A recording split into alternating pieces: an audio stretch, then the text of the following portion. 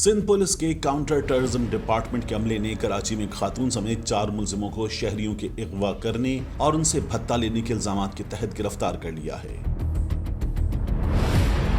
Counter terrorism department के शोबे तफ्तीश के इंचार्ज चौधरी गुलाम सफदर के मुताबिक गिरफ्तार मुलजिमों में सज्जाद खान, मोहम्मद अरबाज, सलमान और एक खातून शन्नो शामिल है। गुलाम सफदर के मुताबिक गिरफ्तार मुलजिमा शन्नो मुख्तलिफ लोगों को फोन करके उनसे दोस्ती करती थी और फिर मनसूबाबंदी के तहत उन्हें मिलने के लिए मखसूस मकामात पर बुलवा लेती थी। उन मकामात पर उसके दीगर साथी मुलजिमान से CTD के अहलकार बनकर छापामार कार्रवाई करते और दोनों को हिरासत में लेकर अगवा कर लेते थे। मुलजिमान इस दौरान दिखावे के तौर पर लड़की और उसके दोस्त को ब्लैकमेल करते थे। असल मकसद मर्द को ब्लैकमेल करके भारी रकम ऐंठना होता था।